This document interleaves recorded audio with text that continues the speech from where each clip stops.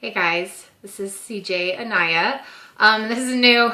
I have never really filmed much of anything before, but I thought I'd try something new so that my newsletters were a little more personal and not just coming from someone that you feel like you can't really talk to. I decided to do this recently because I've had so many questions about my books, just the reasons behind writing it, and I feel like I'm answering the same questions over and over again, which I love because I love talking to you guys, but I think it would be great if I could also answer them on a video, and then you could get to know me a little better. Oh, there's Peachy Pie. Sweetie, down. I didn't realize she was in here. Okay, so the first question that I get a lot is what gave you the idea for the Healer series? And to be honest, it was a dream, and that actually happens a lot more than you would think. I know that Stephanie Meyer had a crazy dream that inspired the Twilight series. There are several other authors I've talked to that have had dreams that have inspired their books. I just had this really funky dream about a spirit trapped in a statue. And I'm sure it was much more detailed than that, but by the time I actually woke up, the only thing that I really remembered or grasped from that dream was that there was a spirit trapped in a statue. And so that was very intriguing, and it bothered me to no end that I didn't have any idea why that spirit was trapped in the statue. I needed to figure out why it was there. I needed to figure out how to get it out. And that's when I just started writing this story. And that was really what inspired the Healer series and was the first book in the Healer series. I'm a fan of energy healing, and I'm a fan of natural stuff. It's what I use to get through cancer. It's what I use to get through other illnesses that I had actually gotten when I lived in Brazil because my body couldn't handle some of those bugs that I had gotten.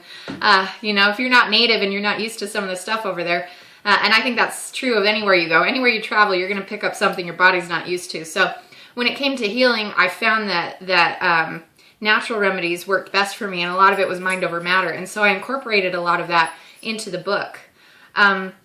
And it was really important for me to not just say, hey, you were healed. I wanted to explore the process so that it was a tangible thing that other people could do. So even though it's fiction, I think it's possible. Call me crazy, but I've been able to use, you know, positive thinking and natural remedies to conquer quite a few illnesses that have taken lives. So I find myself fortunate in that respect.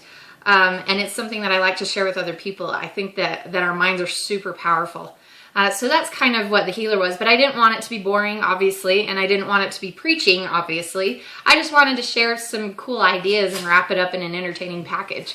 So that was the basis for the Healer series. I did not set out to do Japanese mythology, but since it was a Japanese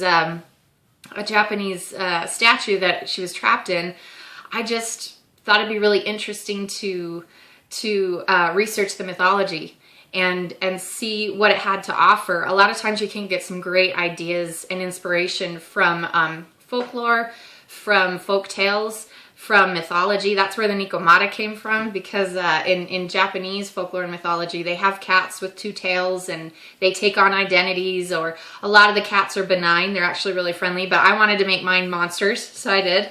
I thought that would be a really cool thing to do. The fireballs, that was one of the things mentioned, that Nikomata can shoot fireballs from their mouths, so I really liked that a lot. It was interesting. I get a lot of questions about Tai because he basically looks white. Now, as far as race goes, it doesn't matter to me. I love all skin colors of any kind.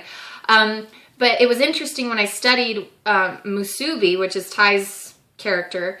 They said that he was considered fair-skinned and fair-haired, which I thought was interesting because out of all of the Asian deities, he was the only one that was described like that. And so I really took it to heart, and I decided to keep it that way. I'm not sure if that's really what they implied, but all of the drawings that I saw of him showed that he was very light-skinned and fair-haired. And so I kept it like that, and then I thought it was a great distinction between him and Victor. Just something that set them apart, and you couldn't just lump them all together. So I kept to that, even though I've had a lot of people say, hey, Tai, he ain't Asian. And I'm like, I know. It's a little different. But it is true to the mythology, so I just kept it like that.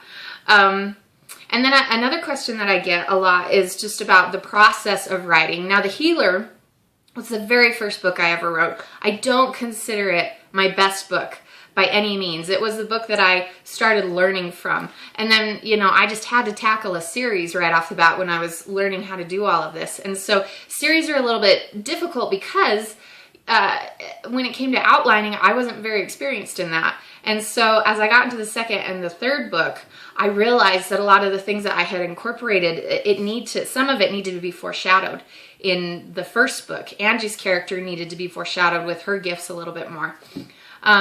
And so that 3 years ago, the healer was not what it is now.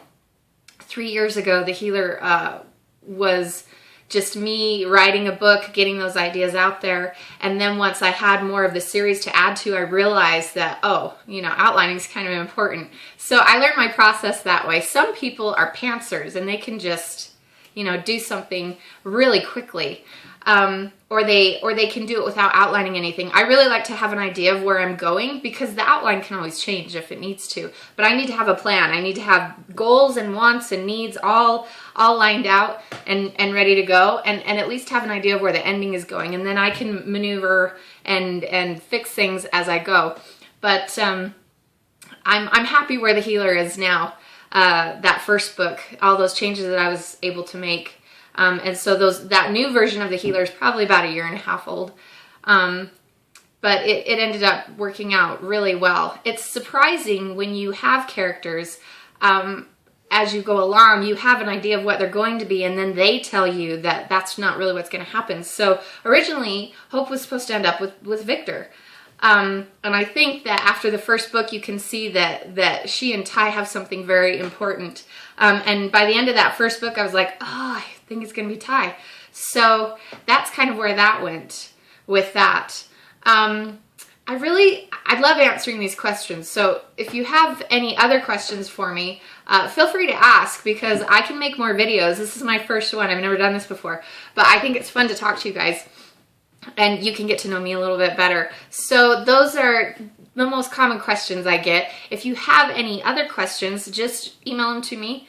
I'll collect them and then I'll make another video and we can talk about it. I will probably make more videos just letting you guys know about giveaways, things that are coming up. And maybe not a ton of videos, but you know, just so that you're not getting bored. And if for whatever reason you feel like you need to unsubscribe, I totally get it. I know that you probably have subscribed to a lot of authors' mailing lists, especially if you're getting free books, because they want to be able to have a way to contact you to let you know about other books that they have. So if at any point these emails get too much for you, totally fine. If you want to unsubscribe, completely understand. But if you still want to know when books are coming out, just follow me on Amazon or on BookBub, and then you'll get a notification that way. But I really hope you'll stick around because I love sharing this stuff with you. And there's going to be a lot of fun things in the future that I can share too. So I love developing relationships. So I hope you'll stay. Anyways, we'll talk to you guys later. Bye-bye.